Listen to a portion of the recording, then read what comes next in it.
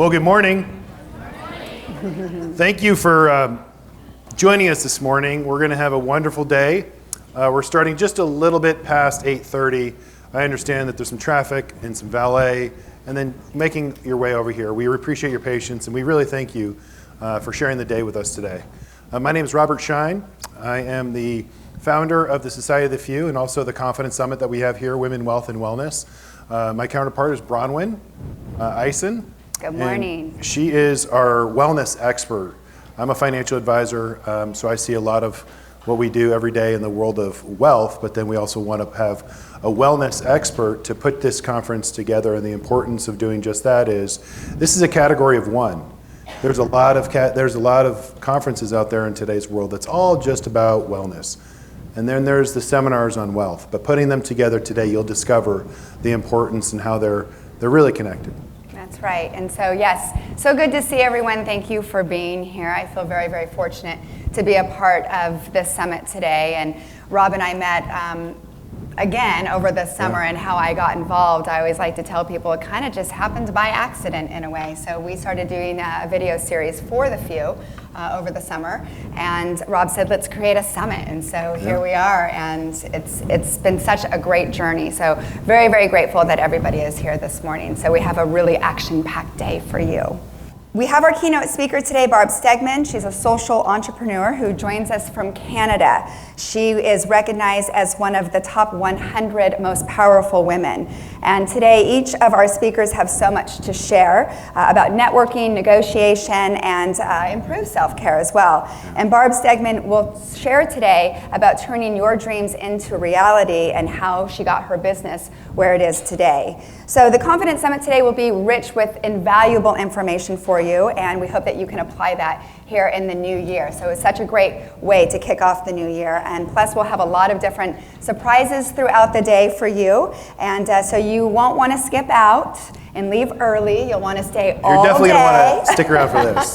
Yeah, we have a lot of fun stuff ahead. So, but really, this conference is really all about and inspired by your story, Rob. And with that being said, though, but before we even get started, it's commonly been known that men are the economic powerhouse. And you're here to kind of debunk that. Yeah, so there's a lot of information out there these days, especially in the headlines, the press, and just what's the general thought. But the reality of the situation is 51% of women actually control the wealth in the United States today. And over the next decade, it'll be over 67% of controlling the wealth in the United States. That's right. And so this is great news for us ladies, right? So something for all of us to look forward to. It also, research is telling us that financially related stresses lead to all kinds of problems. So they can lead to anxiety, depression, sleep deprivation, eating problems, relationship issues, smoking, substance abuse, and all of those things that come along with stress. So I'm sure each of us have a story to tell, and when it comes to having maybe a trouble with our finances or even our personal lives. And but Rob, you're going to share your story. Yeah, and before I do that, I want to do special thanks to everyone that made this possible today. We have a wonderful day planned for you from all of our panels later on and all of our speakers. And from the moderators to the steering committee to all of our partners, we just want to say special thanks, because this just doesn't happen by accident. So this is just a wonderful, beautiful place, and every attention to detail. And Diane is in the back, so everyone. Diane is the director of the conference, and she says, don't single me out. But I'm going to do that like several times today. Just a wonderful job, and we're truly grateful because you all are here. Our goal here today is to provide not only value, but ignite inspiration from within, so that you have not only the empowerment, but the more tools, and we'll teach you techniques, and we'll make barriers and breakthroughs in your personal life. And as Browyn was indicating, both wealth and wellness are really interconnected and related in so many ways. And I came up with the 7 keys to financial wellness, and I'll talk about that in one of our panels. But we also have 14 other panelists that are just experts in their field, and we're so excited that not only they're joining, but you're going to hear from them today. As Browyn mentioned, we're all going through something, right? Financially speaking, or in life. And it doesn't matter. I'm a financial advisor. I own a wealth management company. And I'm in the industry. But I do remember, my personal story like it was yesterday. My dad, I come from a very traditional family. My mom raised two boys that are both in the financial services industry. She stayed at home. My dad was very traditional, came over from Europe in 1953, and he managed the finances, and he also retired at the age of 70. And at the age of 70, not only was he very traditional, took care of the finances, but he said, don't worry, everything's all set. Everything's all taken care of. At 70, he retires. 4 months into retirement, he was diagnosed with stage 4 cancer. At that moment in time, I remember that phone call so vividly that all I could think about is my mom prepared? Is she prepared? 9 out of 10 women will be solely responsible for their own financial future at some point in time in their life. I am the father of 3 daughters. My daughters are here today. My wife is here today. My mom is here today. And I have 7 nieces. This is very, very important to me. Because my son and I really don't have a voice, but we just added 2 extra dogs, so maybe that'll help. But it's a real issue, and I'll go through in my presentation today how you can empower yourself, learn the tools, the barriers, the techniques to break through. My mom went through that story very personal, right? She was learning not only what the doctors were telling her with the Mayo Clinic on how to care for my dad, but she also had to learn all about the world of finance, estate planning, and working with the CPA. It's just too much. It's too much if you have a degree. It's too much to do on your own. She was fortunate enough to have my brother and I to help her. But the true reality is, we're all going through something, and life is going to happen. But you have to prepare yourself and starting today. And it's not overnight. You're not going to run out here tomorrow and go change the world, but you're going to do it little by little. And today's going to be the day that you're going to make the start, and we're going to show you how. Browyn, you have a story too as well. Yes, I do. And I also have my family here, part of my family, my mother and my daughter are here. And some of you have already heard my story, but for those of you who have not, in 2008, which can probably be either a good memory or a bad memory for you, but in 2008, our country witnessed and even endured financial crises in this country, and I was definitely no stranger to any of that. At the time, I was married, and my husband and I, we owned a mortgage company, so that should tell you a lot. Yeah. Oh. Yes. So we owned a mortgage company, and I had a toddler and a newborn, and with being in that business, we rose up very high and had a really nice lifestyle, and on the outside everything looked really good, but then when that economy crashed, it definitely all came tumbling down. We lost our home, and I ended up with no car and no money. And my husband and I, clearly now ex, we went through a divorce because of such of the severity of the financial issues. And if that wasn't even bad enough, losing everything, I was also diagnosed with coccidiomycosis, which is also known as valley fever, and that's an upper respiratory fungus disease, of which I contracted in my 3rd trimester of my pregnancy. So needless to say, the stress was very, very high. And after losing everything, my family came and gathered me in Arizona. I was living in Arizona at the time, and they brought me out here to California, and it was like, okay, what am I going to do with my life? I am an educated woman. I have a degree in broadcast journalism, so I knew how to do news, and I had also taken up a yoga practice, and so I started teaching yoga. So I started simultaneously working for a company out of LA, traveling around the United States with them, and then teaching yoga at various clubs. But it was still never quite enough of an income to help raise children on. And really, it wasn't my family's responsibility to care for, especially financially, for 3 other people, especially when they didn't expect it. So at a very, very humbling time in my life, I drove down to the social services offices in the car that my dad gave me, and I applied for food stamps and state aid. And I'll never, ever forget that time in my life. And with that being said, I was on food stamps for about a year and a half. And I realized that what happened to me wasn't who I am. But my spirit was absolutely broken.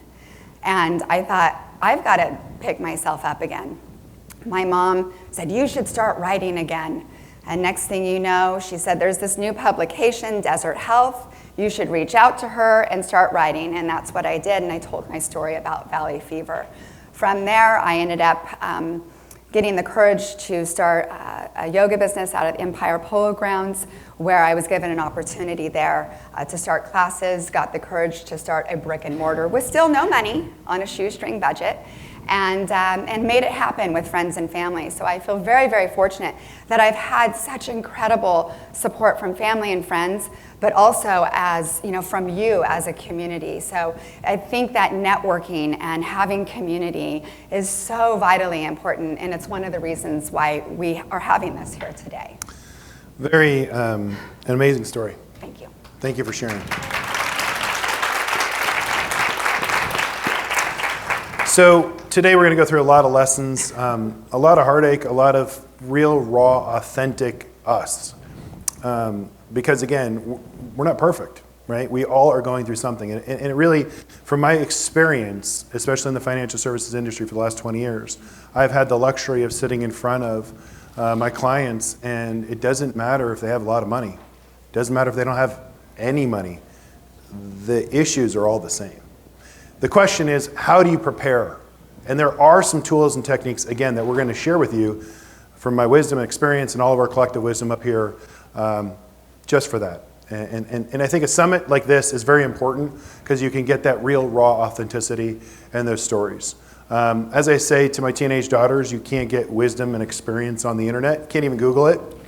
So that's why we have this here today. These things are very important for just that. I'm going to recognize the high school students that are in the room. This summit really came about within 4.5 months, and a collective army that shared this vision of mine. And I'm truly grateful to be in this room right now and have this for everyone to share. And we reached out to some of the high schools in the Coachella Valley. We have high school students representing in this room, seniors from all over. And so if you see a high school student here, they're getting excused absence. And they're going to be here for, I think, they're going to learn a lot more today than they would in their school. So this is important, and I'll go through why that's important a little bit later. And then also, through this process in the last 4.5 months, I also then I created the Society of the Few, but I also turned it into a 501c3. So it's a nonprofit. And so now we have the opportunity to empower and educate not only everyone in this room, but the future women leaders of tomorrow. And that's really, really exciting. So I didn't actually have to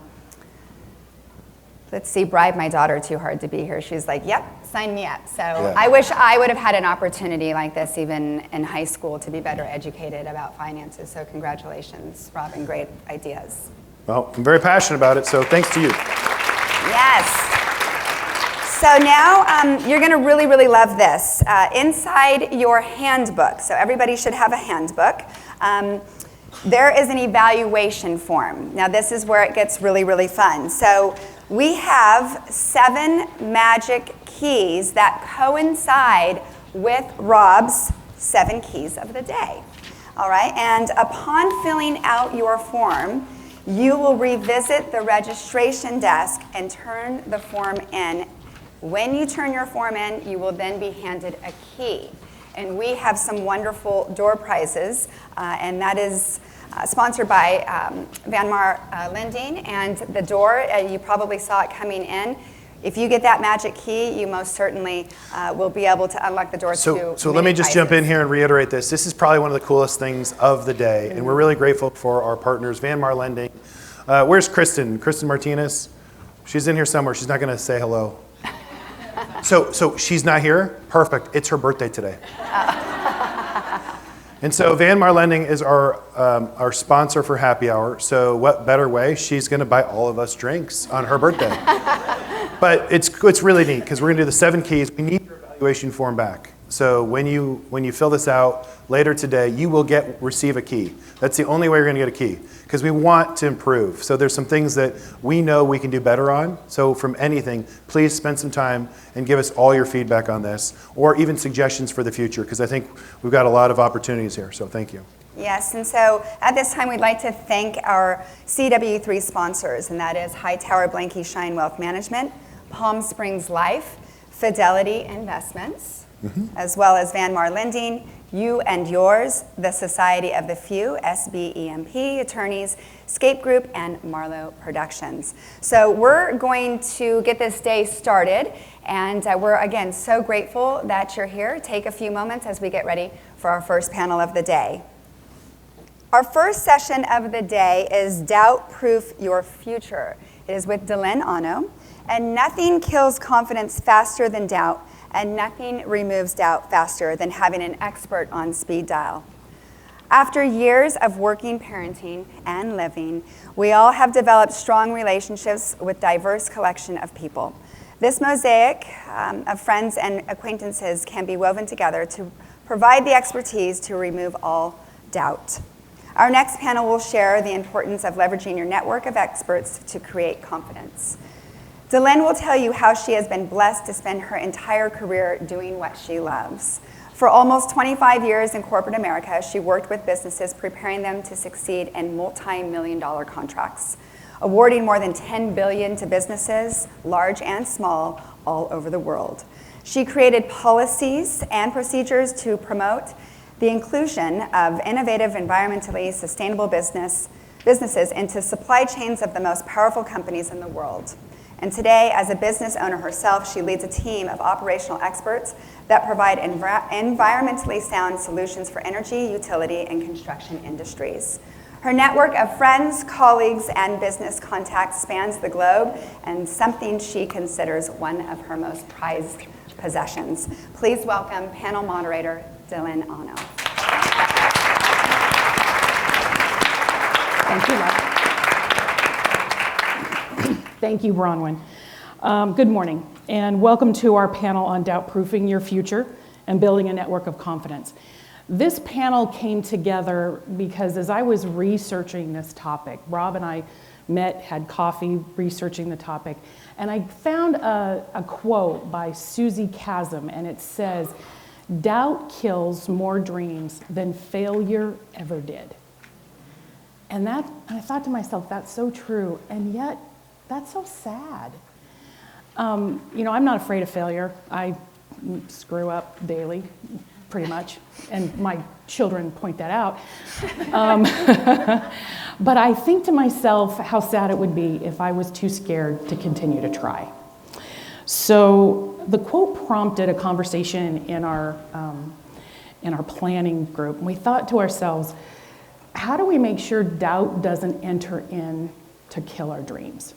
And we figured the best way to do that, to remove that doubt, is to have an expert in your corner, right? Isn't that the best way to not have to worry about something? It's to make sure that you can pick up the phone and call someone that can give you the answers. So on that note, I'm going to introduce you to some experts that are now in your corner.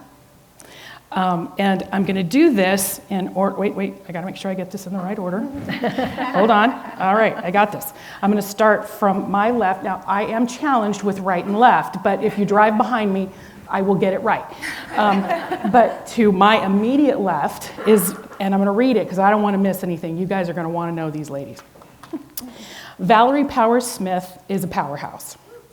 She practices in the area of trust, estate, probate, special needs, and elder law with the largest and fastest growing full-service civil law firm in the Valley, Slovic, Barron, MP, Murphy, and Pinckney. I had to write that down.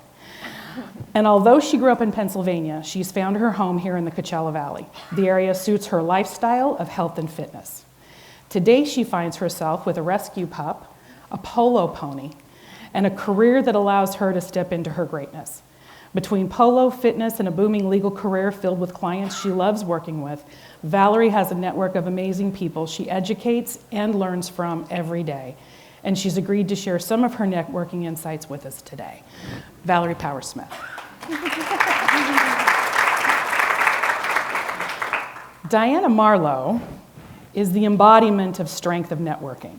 She is a master at developing high-energy community partnerships, has been named one of the most interesting and influential women by CV Weekly, and holds the 2018 and 2019 Women Who Inspires Us Award.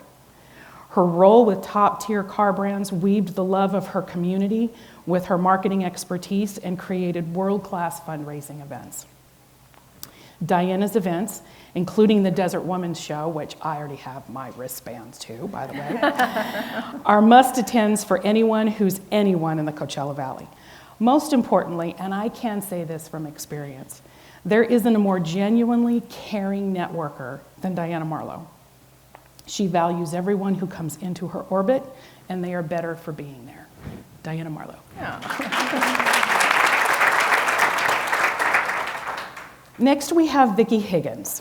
And let me tell you what Vicki knows about networking. Her title in her own company, Connection Partnerships, is Chief Connector. This lady has created a powerful network filled with the who's who of Southern California. Leaders of cities, tourism organizations, and corporate executives are all on her speed dial. As you can see from the program, she holds the record, I want to make sure we're clear on this, for the largest venue naming rights agreement secured by a woman ever with the Toyota Arena in July of 2019. That's pretty awesome. And Connection Partnerships is her encore career. She's a published author and leads personal development events for top authors. In her spare time, if there is any, she's a wellness enthusiast and an adventure junkie, and I think she's going to tell you about some of those adventures, and I will tell you I'm going to keep my happy little butt on the ground. She's here today to share insights with us on how a shy girl from Indiana used personal growth and networking to shape her dynamic career and create success as an entrepreneur. Thank you. Vicki Higgins. Laura Johnson not only leverages a world-class network, but has created a business out of helping others develop their own. Nowhere are more friendships cultivated than in a welcoming environment with unique spirits flowing. And as the owner of You and Yours Distilling Company, Laura saw a gap in the market and relentlessly worked to fill it, making friends with spirit legends along the way. She is in Forbes 30 Under 30, was awarded Best Local Spirit by San Diego Magazine, and is quickly becoming a new legend for others to inspire to. She is here to share her secrets for networking in a very established industry.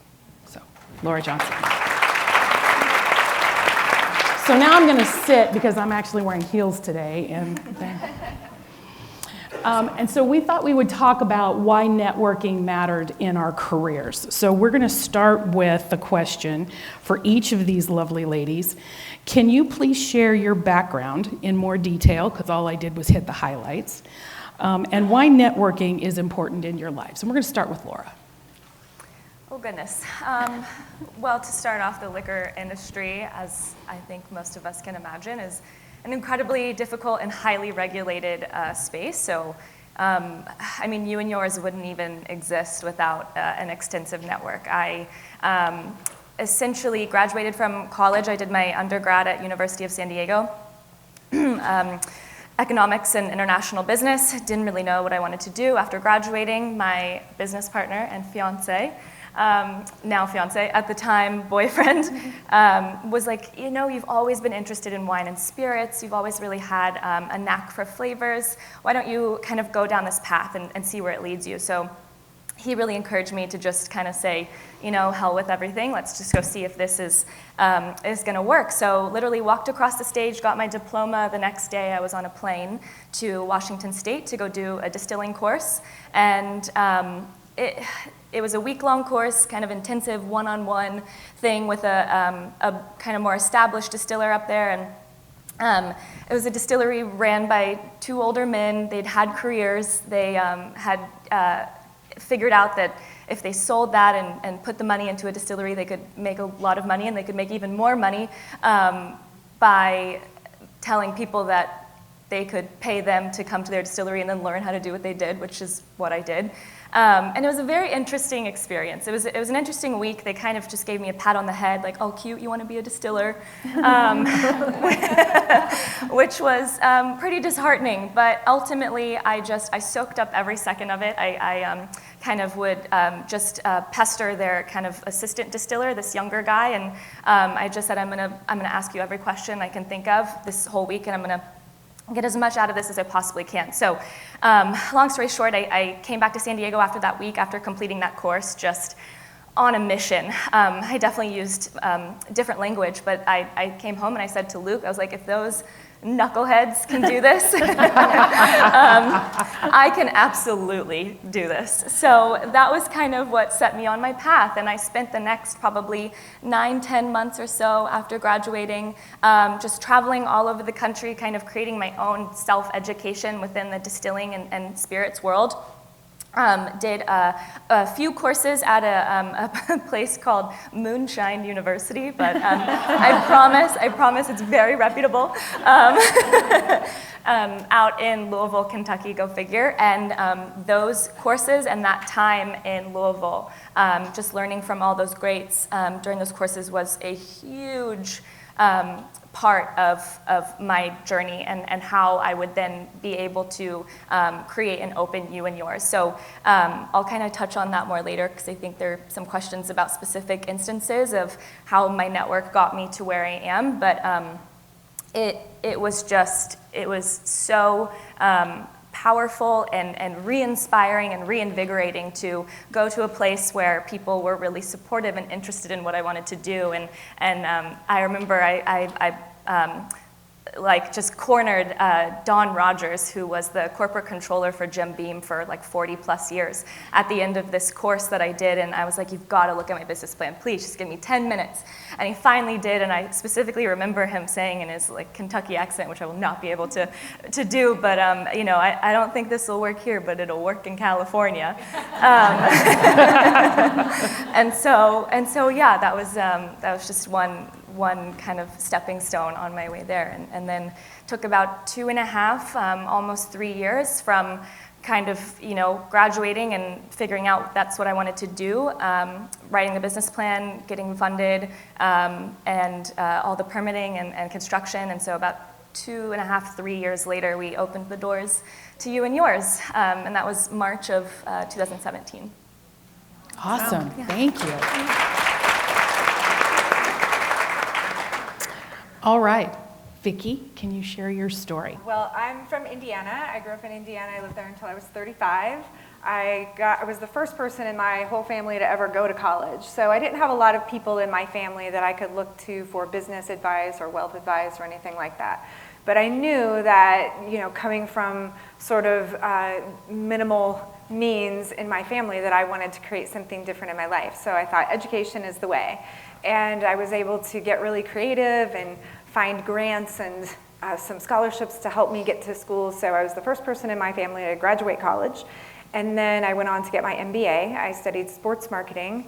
I ended up doing a free internship while all of my friends graduated from college and were getting their big jobs. I did a free internship because I thought it would look great on my resume to have the Indiana Pacers on my resume. So I said, I'm gonna suck it up and live with my mom again and figure this out. So I started working for the Indiana Pacers, and this was the beginning. I was very shy at the time, and I knew I needed to find a way to get more involved, and I was in sales, which I had no idea how to do. And so a really wonderful woman kind of pulled me aside, and as I was struggling at the beginning with a very male-dominated room, as you can imagine, I was the only woman on the sales internship team. And a woman pulled me aside in the office and she said, just think of it as educating people. Everybody's so afraid of sales. Just think of yourself as an educator. So when that little flip in my brain happened, I ended up outselling all the guys and got a job and worked for the Pacers for 10 years. So I met a lot of people along the way. One of my clients was American Transair, and they would always entertain me at their suite and say, come and join us, and they would serenade me, and they were just so fun. And the owner and the executives of this airline kept encouraging me to come to work for them. So eventually, after I got my MBA, I thought, okay, 10 years of working every weekend, every evening, every holiday, maybe there is a different life out there. So I chose to go and work for an airline. I worked for American Transair. The timing of this is interesting because I started working for them in April of 2001. 9/11 happened in September. I worked for an airline at that time. And through tragedy, sometimes you find strength. So during that time, I found a really strong will within me to help others. So we created some programs to help firefighters and first responders. We turned on some things throughout the whole country with our relationships with the Convention of Visitors Bureaus and the firefighters and police and first responders in many of those cities. And it was really heartwarming and a really amazing journey for me. I went to my boss at the time, who was the executive vice president. He was a very good mentor to me, and he said, hey, I know you've been handling our sponsorships, but given some of these programs, I want to mentor you to learn some other things. So I was trained on advertising with Leo Burnett in Chicago, trained on public relations with Hill and Knowlton in New York.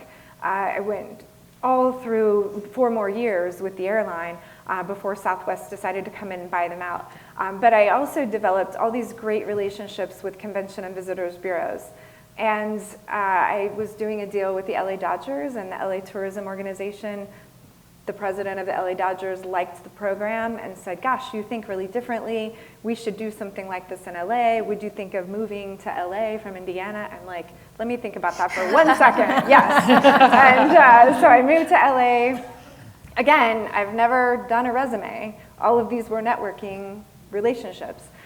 So now my next step in my career was to Los Angeles. I was the director of their business development, but I helped create with a nice team of people, as everything is all networking, the Dine LA program, and we were able to secure the sponsorship from American Express.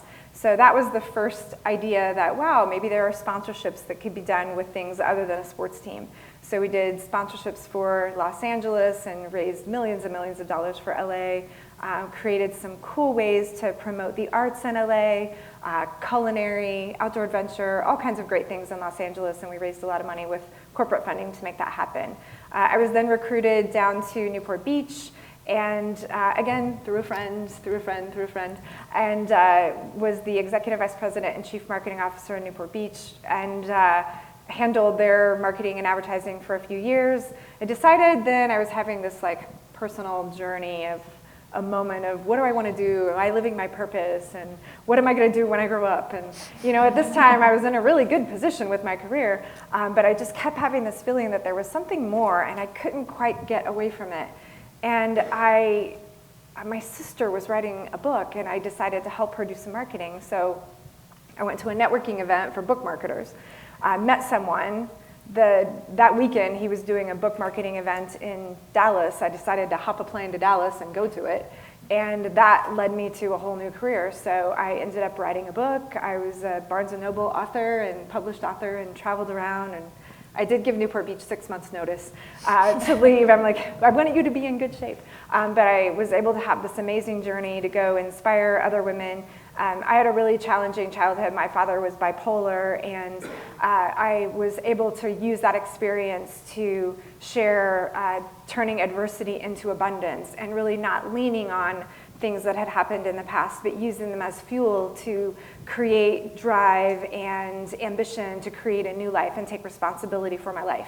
So that part of my life was really important, and it gave me the courage, the confidence, and so many different networking connections to really start my own career. I will say I had a very fearful moment when I was thinking of continuing on as doing these books and authors and everything. I'm like, wow, I don't have a certification, I'm not a wellness coach, I'm not a doctor, and suddenly I had this real concern that I couldn't be this author. I was doing it, but I had this concern that I couldn't be that thing. And so I found myself, kind of upside down financially. I was scared to ask people for money, to coach them, and I was really afraid to figure out how this was going to work. And so thankfully, again, someone I had worked with previously was out here in Palm Springs, and he said, you know, gosh, we have this new plan. He didn't know anything that I was doing. He's like, what are you doing now? We need somebody to come out in Palm Springs and help out. So I ended up saying, oh gosh, thank you. This is a great opportunity for me to make a change.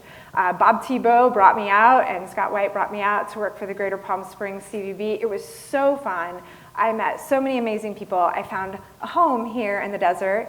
I moved out here 3 years ago, and that really built my confidence again, and I was able to create a really amazing program for the Greater Palm Springs CVB, and then finally had the confidence. I talked to Scott and I said, you know, gosh, I'm dating somebody out of town, and I really want to start my own thing, and he's like, we'll be your first client. So I was able to start my company, Connection Partnerships, and the Greater Palm Springs CVB was my first client.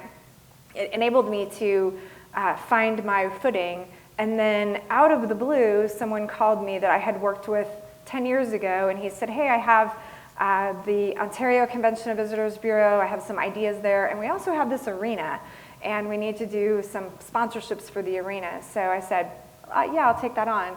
I went to meet with them. Fast forward, as of July 2019, we did the largest naming rights deal that it's done by a woman ever. And it's a 10-year naming rights deal. We turned Citizens Business Bank Arena into the Toyota Arena. And then I also brought in Coca-Cola, Stella Rosa Wines, and San Antonio Winery. We kept the bank as an official banking partner, and then we also brought in Budweiser and a handful of other partners that came on board. So it was a great leapfrog forward for my business and my confidence, and now I have a business based here in the desert. I have clients in the UK, I have clients in LA, I have clients in San Diego. I still work with the Toyota Arena, and then all of that has been through networking. So I've had a pretty interesting career, but I've never done a resume, and I've never done a job interview. It's all been through networking. So I figured Chief Connector was probably a pretty good title.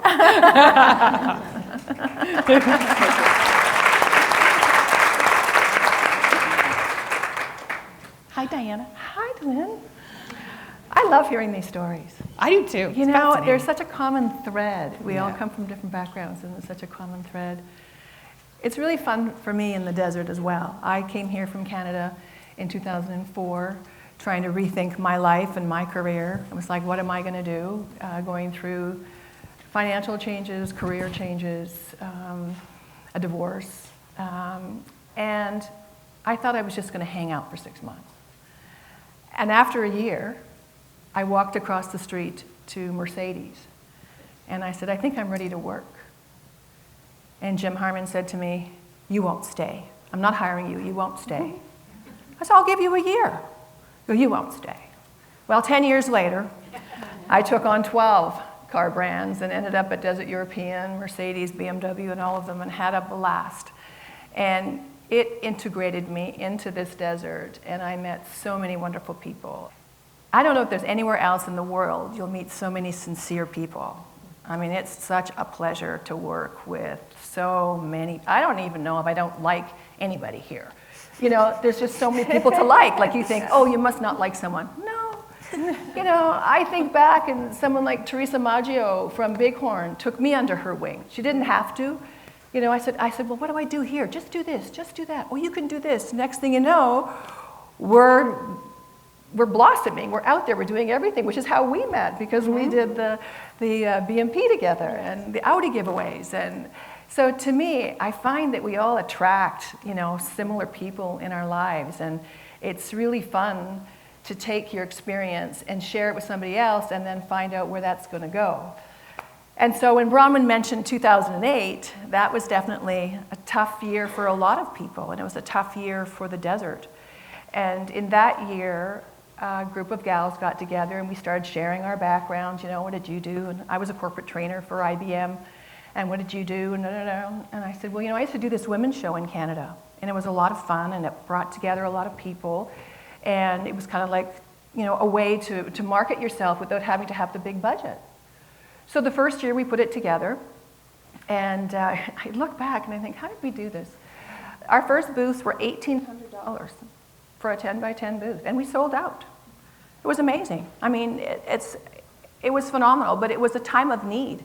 And so we all worked together, and we had speakers, and the hospital came on board, and and still have most of the same sponsors 12 years later that just keep on growing with us, and they're all an honor to work with. And I look back and I think, you know, it was a tough year, but it led to, this is our 13th season with the show. And now we've grown, and we have dynamic speakers still, and we have our marketplace, and we have an amazing food and wine area. And it's just, and now it's one day, which is kind of ironic because we were 2 for all these years. And now we're one day doing everything we used to do in 2 days in one day. So back to 2008, we started the women's show, and then of course the same gals, we all have a big heart, and we're like, what else can we do? Well, I go, let's do a bachelor auction. My husband's like, no. He wasn't my husband at the time. I'm surprised he married me after that. So off we go, you know, again, a group of gals, we have to go up there and recruit these bachelors. And then we recruited hostesses for all the bachelors so they could take care of the bachelors. Then we hit the community, we had to build packages to give away all these bachelors, right? Mm-hmm. And the whole thing was we wanted it to be value for the women who were bidding. Well, what was happening is at the end, we raised $80,000 in the first bachelor auction. Yeah, wow. We went on for 4 years, and then it was like, okay, somebody else do this, please. But we raised a lot of money for Shelter from the Storm. Who knew bachelors were worth that much Oh, money? I'm telling you. It was a lot of fun. My daughter's here in the audience. She flew in from Denver, and she'll remember those first years because it was like, come back, I need you. We're doing this event. Okay, I'm coming. She's been in Scottsdale at ASU at the time. And, you know, we've got some funny photos of her and I on the stage introducing people, and we're just laughing. I think the funniest part was in the end when the bachelor said to me, you know, she never called me for the date. I said, well, she got the package, but she never called me. I mean, don't I get to go to dinner or something? It's her package. And they would be so disappointed. It was so fun. It was really fun. And, you know, we did a lot of very, very fun events. And so it was a busy time. I was the marketing director of Desert European Motor Cars and BMW and Mercedes. Then we had our women's show going on. We had the bachelor auction going on. And then on top of it, they asked me to be the chair of the Heart Ball. So for 2 years, I chaired the American Heart Association Heart Ball. And it was so fun. Again, the same network. Like, it's just reaching out to someone that you have common ideas with and common goals. And I love my teams. I just love everyone. I couldn't ever do anything without Audrey, who's here today. Every event I've ever done, it doesn't matter if it was at the dealership or a small event, a big event, Audrey, what do I do? Right? My go-to. And so when Rob asked me to be a part of this panel, he goes, oh, you're such a big networker. I go, no, I'm not. I'm not. I connect with people. He goes, you are. I go, no. To me, it's about relationships. Like the gals that are here with me today and many that I know here, it's because we've had long-term common ideas, beliefs. You know, it's because of who we are. And that never changes because it's who we are. So it doesn't matter what the event is. It doesn't matter, you know, who it's supporting. Because if we're doing it together, then we all believe in that. And that's what makes it happen. It's never an individual. So it's been a lot of fun. We incorporated Marlo Productions, and I think now we're around 380,000 we've raised for charities through these various events, which is, you know, 360,000 in this little desert doesn't sound like much because there's so many huge events. But to us, you know, it's 10,000 here and 100,000 there, and next thing you know. So the women's show now, I've left the dealership, and the women's show is really, you know, where I spend most of my time, and I have a lot of fun with that. That's coming up in February, and I hope you'll join us. February 22nd. Shameless plug. But I'm really happy to be here and to share my story and to let you know that it's really about sincere relationships. It's just really of honoring those relationships and really taking care of the people around you and letting them take care of you, which is a conversation that DeLynne and I have had, and letting people take care of you is a big part of the exchange of these relationships. So that's my story. Thank you.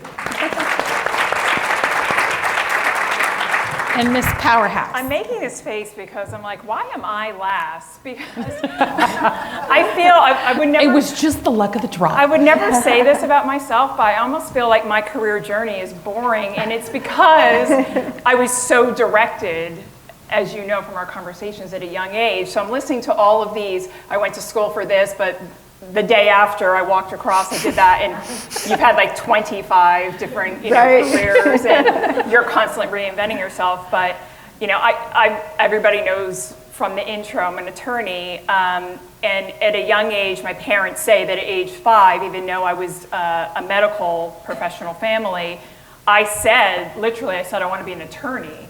So not even lawyer, an attorney. My parents were like, what? You were not a fun 5-year-old. I was focused. My point, it's not boring, it's focused.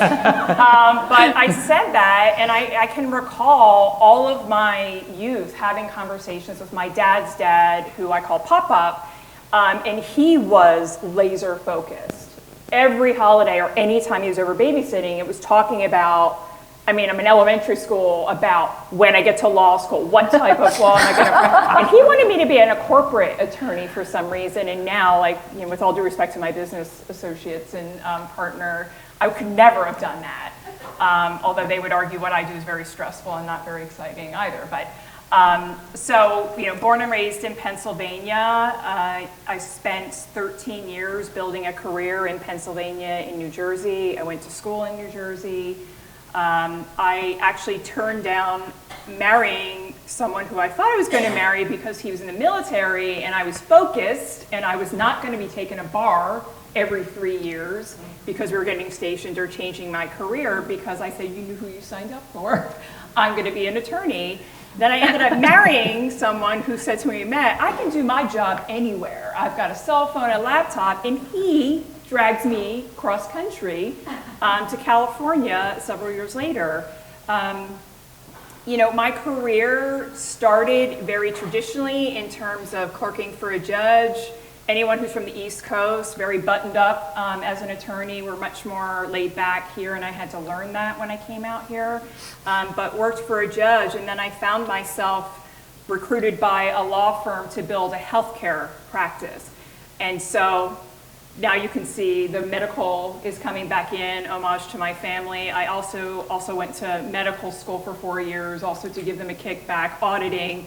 I said I'd audit, but I'm not sitting for boards. And the real reason I did that was to be more powerful when I was litigating cases, because the healthcare practice I built was in the area of special needs. And it took me 3 pages often in an introductory brief to explain the complexities of my clients' children's medical conditions, and how every system, if you do not provide the therapy or the treatment or the private duty nursing, how it will compromise the other. And basically, I was the one that would go into the judge, and I'd have, you're the counsel for the insurance company, and you're all very ready to put on your argument, and I have all these things I want to say, and the judge would turn to you and say, do you have children, DeLynne? And I would just go and sit back, because I knew I didn't need to make any other argument, because I'd already given the medical information. And to Diana's point, I already had expressed the empathy and the knowledge in there. And so that person was the one that was going to get grilled, even though she's doing a job for her clients. And so I spent 6.5 years building that. And that's really where I found my passion as to wearing the white hat, as I like to say, in the area of law, and making a difference in people's lives, not just going into court. Everybody wants to fight. I try to really analyze, to what end are you doing this and what are your goals? So immediately negotiating out the gates. But it's a stressful, long hour career, and I have to do something where I think I'm actually making a difference in someone's life. And so doing the healthcare practice and finding myself in the world of special needs, I would deal with, what is the health insurance company supposed to be paying so this child can stay at home with the family and be integrated in the community and go to school and have all those supports and services. But then I would see the parents were so deer in headlights because they're dealing with every single day keeping their child alive, or is the school doing what the school's supposed to do so my child's making meaningful progress and is going to have a chance? And then I can't even think about what happens when they're an adult and I'm not here, and what happens to my other children, the adult siblings. Can I rely on them? Do I not want to have to rely on them? And so then that sort of parlayed into the area of estates and trusts, because I thought, I can't just insert myself into this world, solve your healthcare problem, and then not have you secure for your future. And so out of that was really born a more expansive estate trust process, because then I'm starting with the babies, and then guess what? It's the full circle. I used to always say to my dad, as he was aging, and unfortunately he's no longer with us, but his last 11 years, he constantly was in and out. He'd be great, then he'd be dying on me, then he'd say, sorry, I just died. You know, like, don't do it again. And I just said, Dad, it's the full circle. You start and you end in diapers. And he's like, I hope I don't. But my whole point is that I am driven by trying to give my clients confidence to share the most intimate details of their life so that they can then have some peace of mind that they thought about it, that they were able to be honest and candid, and someone will hopefully be there after them to be able to carry out their wishes and make sure that that happens. Anyone who lives in this valley, it's sort of an interesting thing I've had to experience, because I always say, back east in my 13 years of practice, dying was a non-event legally. There's a process that had to be followed, but it was really dealing with families and their grief and trying to button up those minor legal things. Whereas in this community, for some reason, people just can't grieve. There's a huge battle, and I hate to say that, but it's something that I feel very strongly about, trying to ease that, because I try to peel that away from people. Go grieve, do what you need to do, let me deal with the legal steps or the fighting or things of that nature. But I just really want to take care of people. And so I know that may sound like your non-stereotypical attorney, but I think that's why I found myself in this role. And I had said to you, like, what do you want my background? You said, well, how did you even get there? And I think I just genetically am wired to be an empathetic person, that I want to help problem solve. And in that, you have to be able to listen and hear people and try to bottom line it for them, because they often cannot. So where are you trying to get to, and what are you willing to give up in order to get there? And so I just think that's part of it. And I told this story to DeLynne this morning, that I can remember at age 8, my parents, and I wish someone from my childhood was here, because my dad was an electrician, and so when he decorated the Christmas tree, he had these really elaborate ornaments. And the wires had to be wrapped around every single strand, that it looked like the tree had these on them, but you didn't put them on. It was a very detailed process. And the reason why I say that is my parents endeavored to make us think that Santa Claus brought not only presents, but the tree and decorated the whole house. And so if you can imagine what that was like for, trying to get kids to bed, decorating the house, getting stockings up, getting presents, getting this tree and all that. And then we'd be like, woo, in the morning, and my dad would have just put his head down on the pillow, and he's like, oh, God, trying to get up to bed. And one year, when I was 8, and I'm the baby of the family, and I just sensed this stress on my mom, and my older sister was in the living room, and I said, Santa's not really real, is he? And she just sort of looked at me, and it was the moment where I secured what any of my friends who know me call me the vault. Because you can tell me something, aside from my attorney obligation not to, people always say to my husband, oh, so I'm sure you heard that we're expecting. And he's like, no, we told Val. It's like, she doesn't tell me anything. I never think it's, unless you say to tell my husband, I don't think it's my information to pass on, regardless of what the information is. And so that's where I think I started my vault status, that I said to my mom, I won't tell Gail. She took me upstairs, secreted me to her bedroom, shut the door, and there was piles of gifts to be wrapped. And I furiously started wrapping everything for her. And that continued for however many years, I can't remember now, when my sister, we told her the jig was up, but, so that was sort of my starting in there. And then, I think, I'm on another panel, so I don't want to give too much about the cross country, but I want to say in the area of networking, I really had to learn a lot of things about how was I going to rebuild. I left a hostile partnership back east, and the networking and how you built your practice on the East Coast culturally is so different than coming out to California.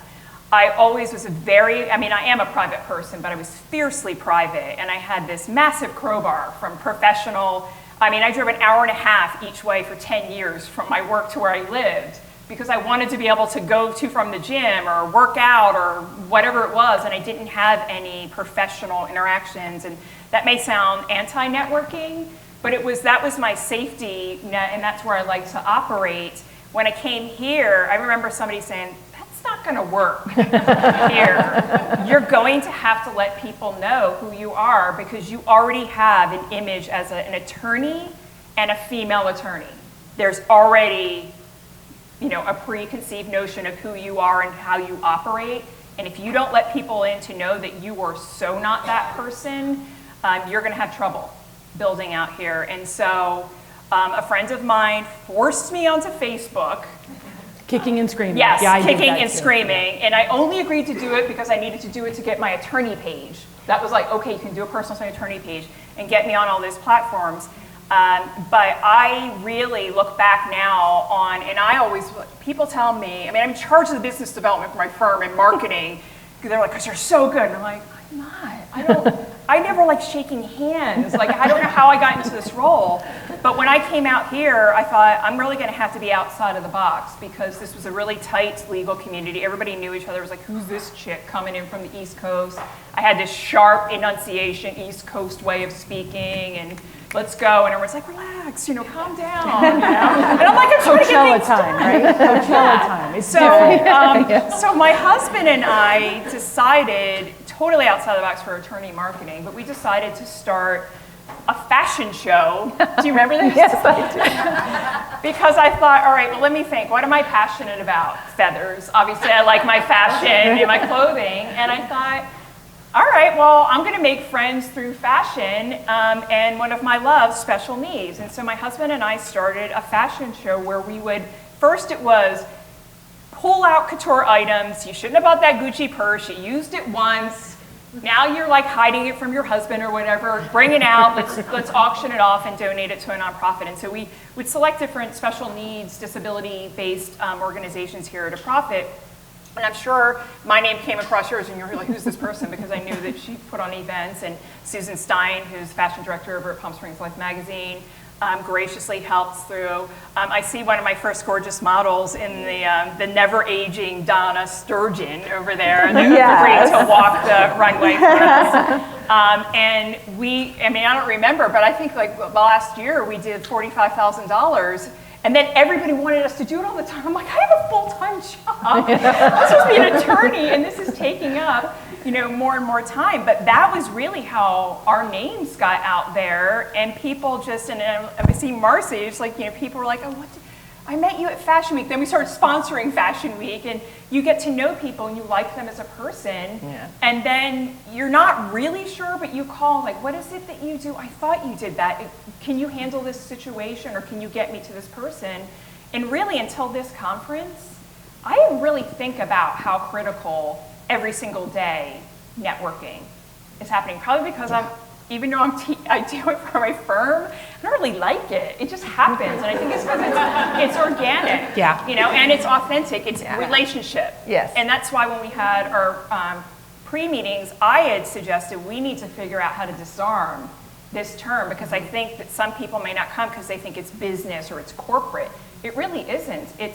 It's creating a community around you that is going to help you professionally. Like, yes, I love that one of my best friends just relocated to the community, and I texted one person as we were having dinner, and I said, he's gonna have lunch with her, and his career is gonna soar. They already met, this was Friday, they met on Tuesday, and she's already has this master business plan for him. And that was so rewarding to be able to do, to help, because I love helping someone else be successful. There's enough for us, to go around for everybody. But it also is in situations where personally, I unfortunately lost both parents, what I consider to be a relatively young age, since my husband's older and his parents are in their late 80s.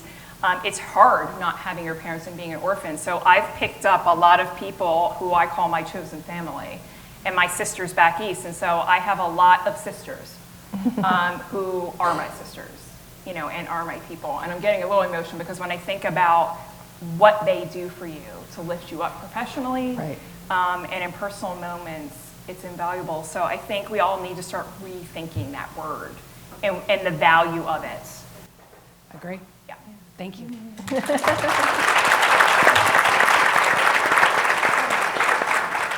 So I spent 25 years in corporate America, and I got to spend, I say all the time that I had the best career in the world. I got to spend other people's money.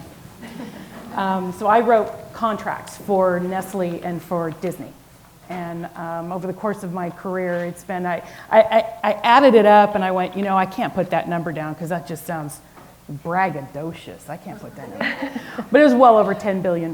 So it's fun spending that kind of money. But what I did along the way that was amazing is I wrote contracts for companies all over the world, which means I got to go inside manufacturing organizations all over the world. So I got to see how people worked everywhere.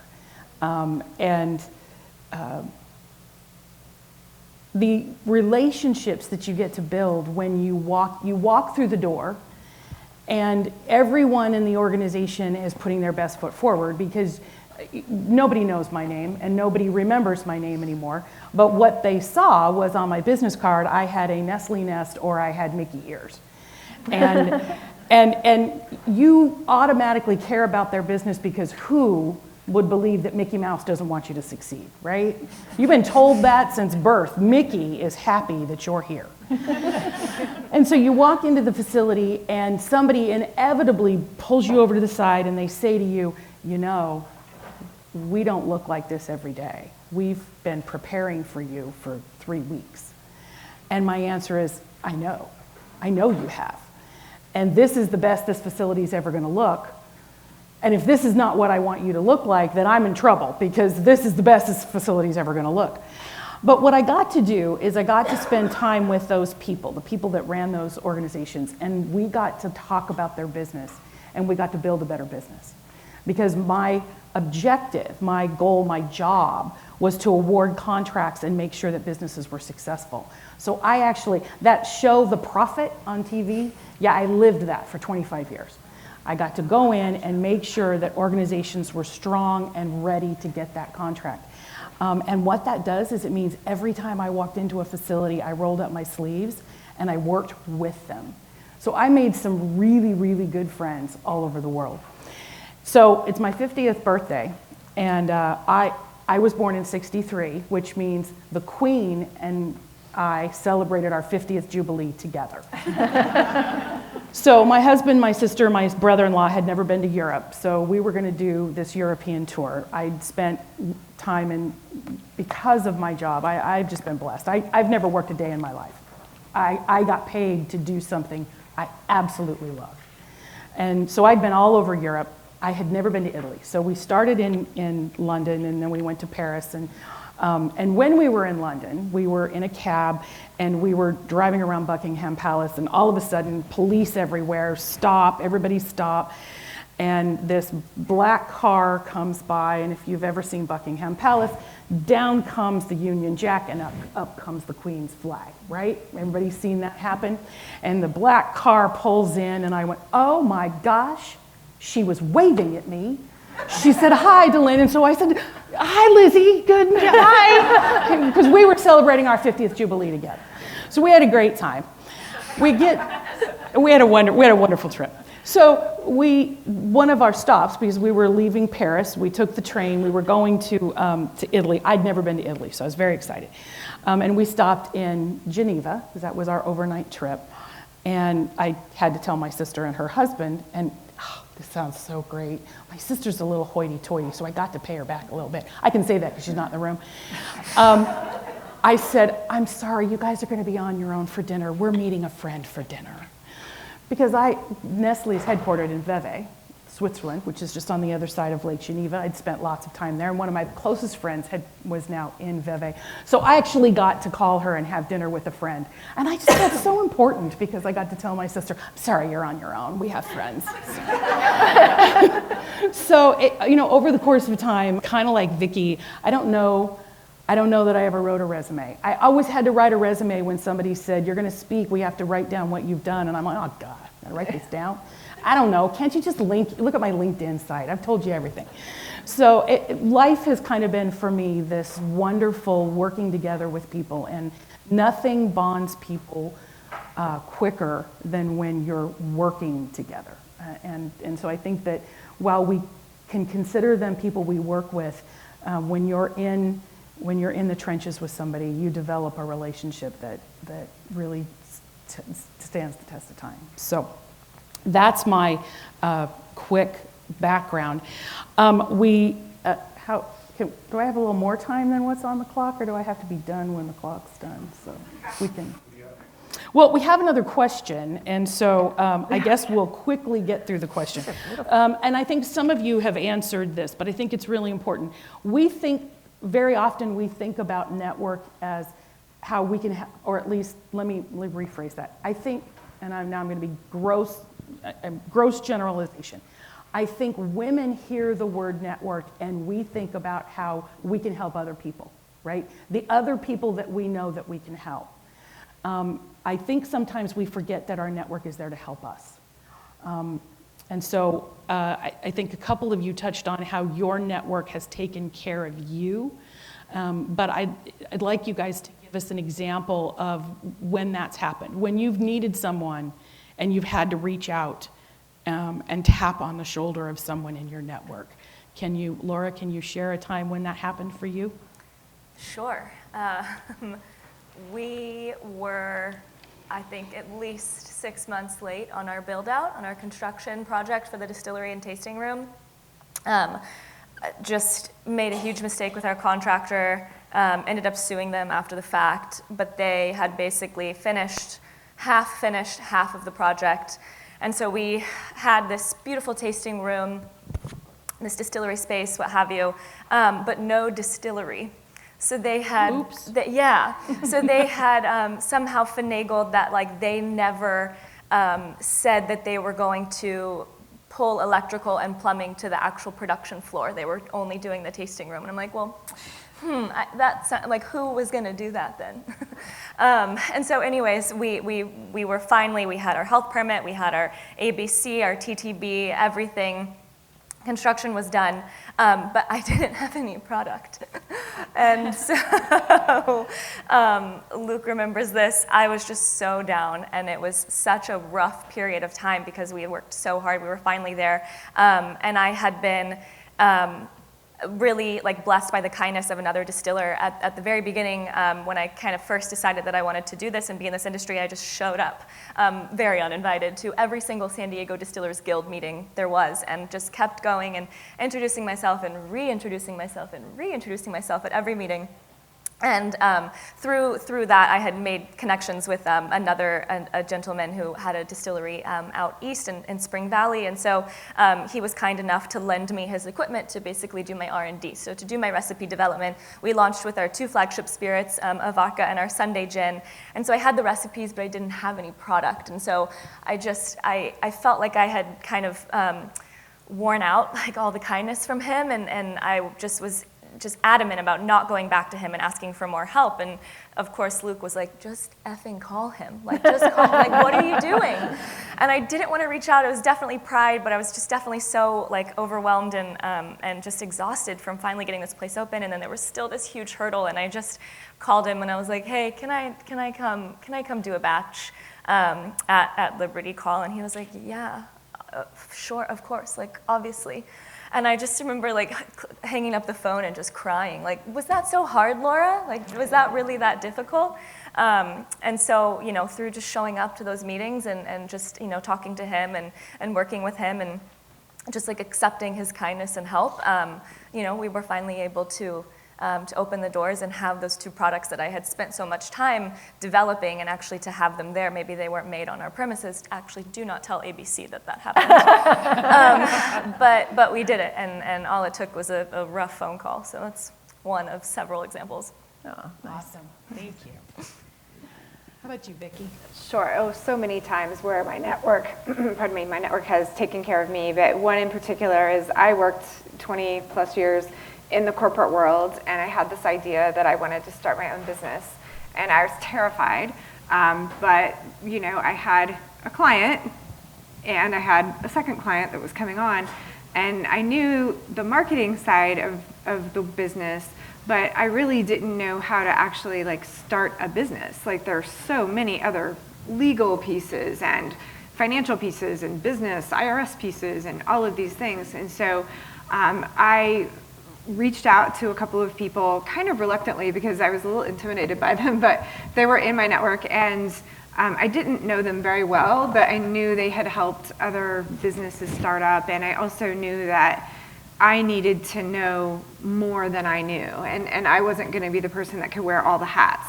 So the beginning of my business was just that really humbling experience of, I know one element of this, like I know how to make my clients happy, but there are so many pieces to this business that I just am not going to be able to do. And so I really asked people to be on an advisory committee. I asked for help. I reached out to people who were successful in their own businesses or had had their own businesses and said, you know, gosh, I don't know how to do the bookkeeping on this, or I don't know how to do the financials on this, or yeah, what are the pieces that I need to give to the IRS? You know, like I don't want to get my company in trouble because I just don't know something. So I really utilized LinkedIn a lot. I really utilized people that I knew and could at least ask them for help. And it was really kind of by the grace of connections that I was able to like get my business up and going while I was working so hard on trying to make sure my clients were happy. Like I was trying to do the work of all of the things that needed to be done, but it was really my network that helped kind of take care of me and give me that blueprint that I needed to build what was going to be a business that was more than just me consulting. You know, I needed to have a corporation and articles of incorporation, all these pieces that I just didn't know. So it was really my network that came to save me and you know, say, hey, make sure this is your next step. It was nice because it wasn't overwhelming. They didn't say, here are the 18 things you're going to need to do, but they said like, oh, okay, where are you? And here's your next step, here's what you need to do. So I leaned on, honestly, like probably 7 people pretty strongly to help me get going and make sure I was following all the right rules and get everything up and running. I'm so grateful to them because if it weren't for them, I wouldn't be in this position now. I mean, the Thriving Company, I'm blessed beyond means, and I'm so, so grateful because I could have never done it on my own. And I am kind of by nature, when you grow up like I grew up, but you didn't want to ask for help, and I didn't want to, I was very much a perfectionist, and I just was like, I can be Superwoman, I can do it all. And I found out really quickly that I could not do it all. So I had to just really humble myself and lean on my network, and they really took care of me to just, there were definitely moments of tears and like, what, I got this IRS letter, I don't know what to do, you know? And so they were really helpful to like get me, you know, up and running and you know, to the position that I'm in now. My company is only like 24 months old, and we're rocking and it's going great, but now I'm in this whole next phase of, hey, can you help me hire people? You know, and so they've really been a blessing to help me throughout so many moments of my life, but that was just one of many. Awesome. Thank you. Diana? Networking. You know, I think of personal stories because as a mother of 3 and 2 divorces in my background, there was a lot of this in my life. And there's many times when I didn't know what to do. I didn't know who to turn to. I didn't know, you know, what do I do now? I've left my husband, I've got 3 kids in tow. What do I do? And at the time I was a real estate agent in Canada. And I decided, well, again, reinvent myself. I started doing corporate training, and I worked closely with Stephen Covey and the 7 Habits of Highly Effective People, and developed a program that I offered to corporations. And that helped me a lot. That helped me as a person. I mean, I loved teaching, but it taught me. It gave me what I needed. And then one day, you know, you get those angels in your life. And I'm sure we all have lots of angels. And one day, my girlfriend walks in and she says, can you teach a 13-module team building program for IBM across Canada? I'm like, yes. I don't even know what that is, right? Yes. Yes first, and then figure I'm it in. out. And you know, I went marching into IBM, yep. And the next thing you know, I'm traveling across Canada. I'm teaching this program to their executives, and I'm loving it. And it's like exactly what I was doing in the corporations, but it was one big client. And it was nice because, oh, I had money to have people stay with the kids when I traveled, and life started to change. And it was fabulous. And actually, when that program ended is how I came to Palm Springs. And when I got, there's so many things. I see my daughter and I think of angels. I get choked up. One day the kid said to me, Mom, we're moving so much. I'm like, well, when you're renting a house, then we try to find another house, and you can't go to the school, so we had to move again. And so I remember sitting on the steps with this gentleman, and I can't remember how I met him. He's now no longer in my life, but he was one of those angels, and his name was Russell.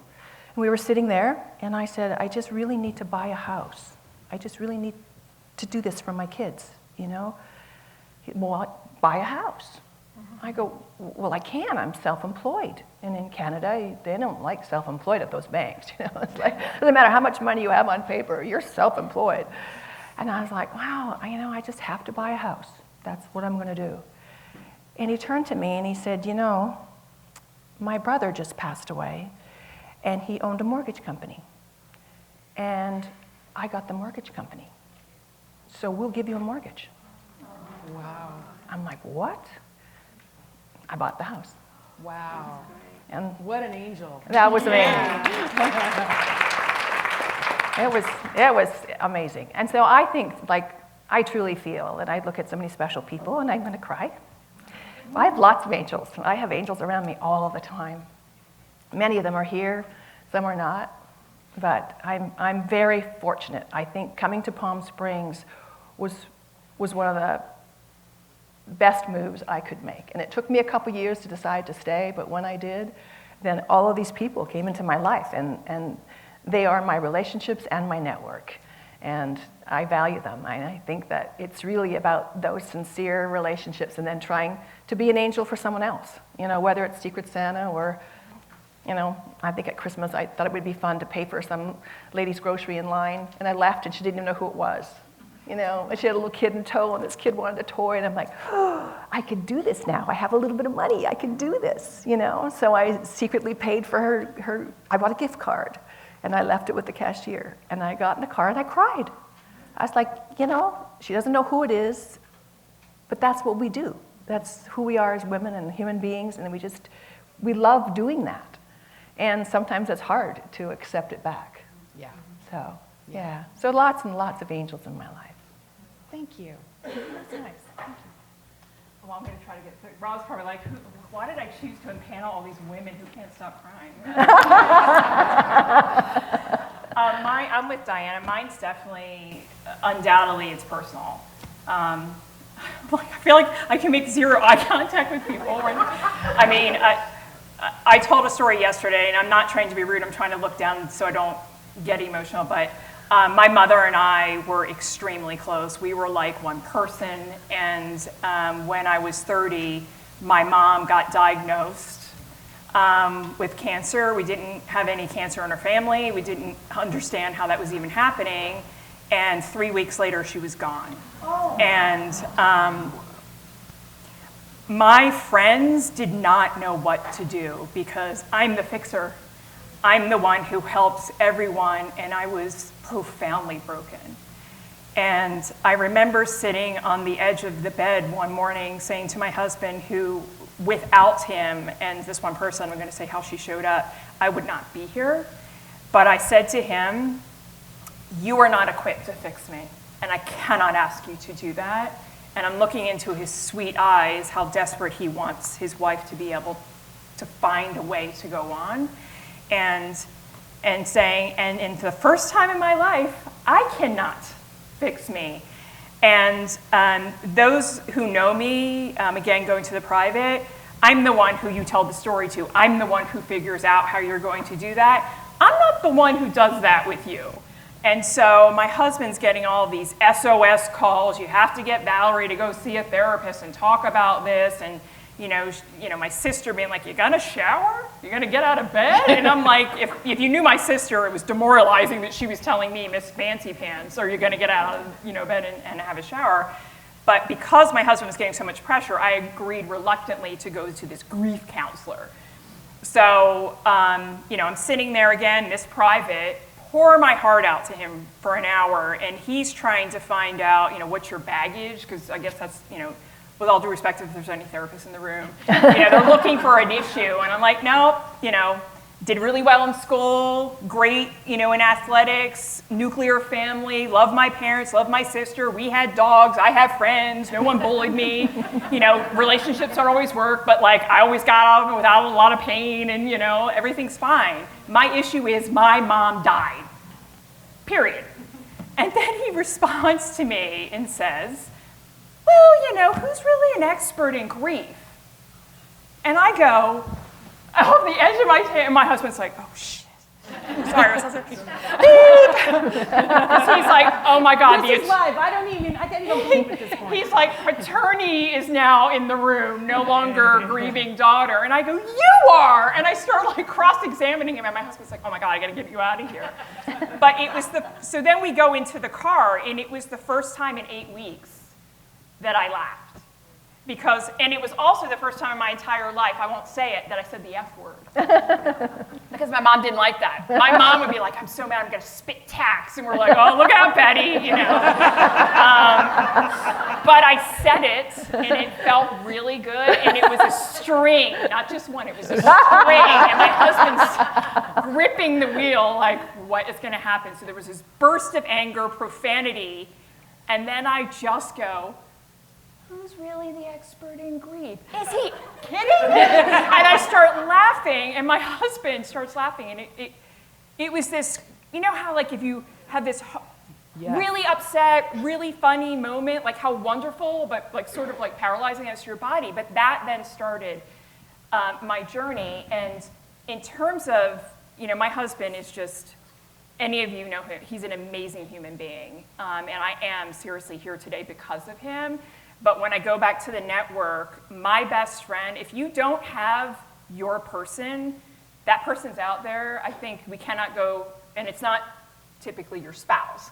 I have a girl who I met at 7 on the playground. I can remember what she was wearing that day, and she is my person. Our guts are entangled. We cannot live without each other, and so when my mom was in the hospital, she showed up. She was rubbing her hands to stop the bruising that happens from lack of circulation. She was there when I fell. And she and her twin sister, who is also one of my very good friends, showed up with her husbands every Friday night for 8 months straight, uninvited. And those of you who know me, I'm a paleo person with pizza, donuts, beer, and Scrabble. And they said, this is not a time to be you. I don't care that you're not working out. I don't care that you're eating this stuff that in 20 minutes you're gonna be paralyzed because your body doesn't know how to handle it. But we're here and we're gonna show up every Friday until you can stand on your own. Awesome. That's nice.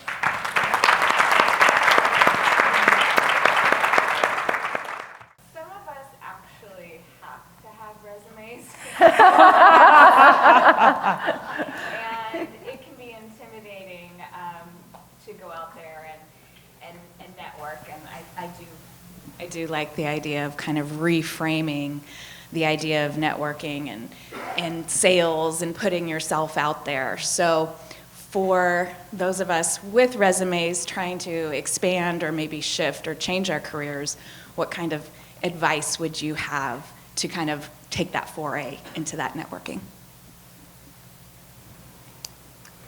Okay.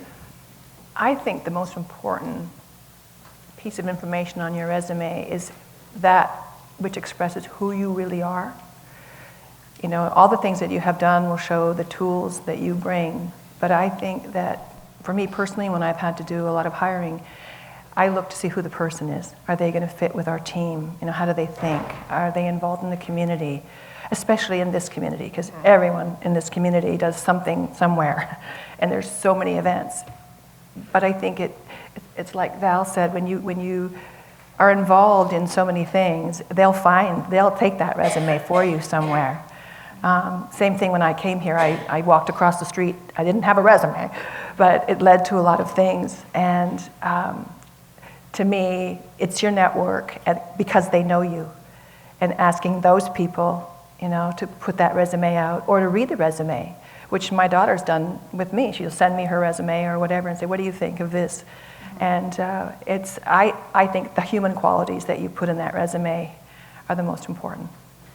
And I was going to say, I think that, so my story, which we didn't get to, but I think that the most important thing for us to remember is raise your hand when you need help. Throw your hand in the air. Because this is a group of people, I can tell you, I hire people all the time, and I'm always looking for people. And the reason I do that is because you just don't know what's going to happen. So I think the best thing you do in these groups when you get a chance to network is say, I'm looking for something. And if I don't know somebody, I probably know somebody who needs somebody. And so I think to Diana's point, say to people, when someone asks you the question, what do you do? Because we're all going to go to lunch, right? And you're going to go, so what do you do? And you're going to say, well, you know, I do this, but I'm really looking for a new opportunity. What do you do? And what would be your advice if I wanted to get into your line of work? And, you know, nothing starts a conversation faster than asking someone to talk about themselves. And so I have an extrovert child. That was the one that moved the podium. And I have an introvert child who, he does my operations, and he'd rather not talk to anybody. And I make him get out and meet our clients. And he says, Mom, I don't know what to say. I said, you don't have to say anything. Ask them how they're doing.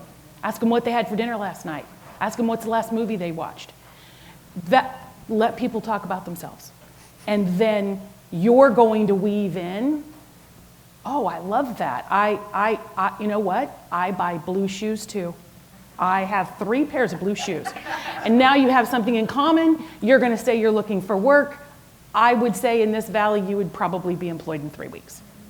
Because people hire people they know, like, and trust. So that would be my advice.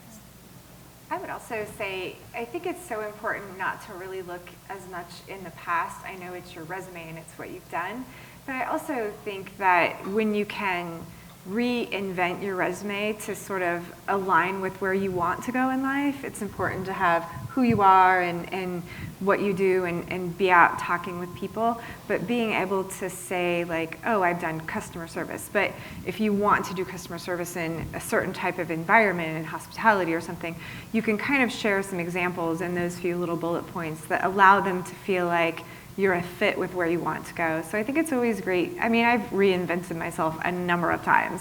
So I think it's always fun to be able to say, yes, I've done this, but here's how it could really play with where I want to go. And just look at your resume, always moving forward. Another question? So I lived in Arizona, my home, for 10 years, and I recently relocated to Denver for a job, so I'm not necessarily looking for a new opportunity because I love my job, but I would love to hear from the panel of like building a network or whatever it's rephasing to in a new area where I don't necessarily have that group that I did in Arizona. I lived there for 10 years, where just meeting great people, like how you all explained, and not necessarily looking for new opportunities, but who knows, maybe later, or just having this group that I can build on outside of my current job, people that I work with now. Well, as someone who moved cross country and was very embedded with a professional network and people who you grew up with and you went to school with, and if I look back as to what my process was, I think you have to be open to, as an adult, it's not as easy to form the relationships that you've left, not behind, but at a distance, because now with the way our world is, we can still stay very connected and have that perspective. Because I think if you think, oh, I miss my best friend and I'm gonna meet this person or that person that I used to always go to the gym, you're going to fail in that regard because you just need to find that new connection. And as adults, when it means it's supposed to be a connection, it just happens and you have to get away from the force. But for me, it's if you're active, you're going to meet people in a particular fitness class or hiking, or if you cycle. In terms of, are there organizations that you want to give back to that either professionally, well, I know obviously you're her daughter, but I got on boards for causes that I was passionate about, and then you meet people who are multidisciplinary that could be a future opportunity that you tap into, or it could be I'm in my current career and I need that CPA to help a friend that I've met. And then I think when you start connecting, then it starts creating this little community that they're like, oh, well, you have to meet my friend who's the physician, or you have to meet the dentist. And, you know, those who know me here, my best friend, I met her because I was looking for a dentist, and I was using my old dentist, and we interviewed some friends, like, who do you use? And someone was like, oh, you got to go to see this girl. She gives free foot massages when you're getting your feet done. And I'm like, spa and dentistry, fine. You know, but she and I had this funny story about how we both sort of liked each other. And we're like, is that weird? Like, she's thinking, yo, lady, I just came for my teeth. And I'm thinking, whoa, you know, I just want a patient. But out of that friendship that was really a patient dentist situation, I then started getting expanded into all these. So it could be, you know, your doctor or your accountant, or I think just being open when you see a natural connection, that's how you'll be able to build a community. And then next thing you know, 2 years down the road, you're like, wow, I have all of these people, and I have all of the people from where I came, you know? So I think just being open to that. Okay. Well, thank you for that. That completes our networking panel. But I want to ask a question. How many of you have a financial advisor? Great. Anybody who doesn't have their hand up? You do now. All of these people. Who has a trust attorney? Estate planning attorney? Anybody without their hand up? You do now. So all of us are here to be that network for you. We are all here and available to you to be that network of experts that you need. So we are now in your corner, and we want to make sure that you never give up on a dream because you don't have an expert in your corner. So thank you for listening to us. We really appreciate it.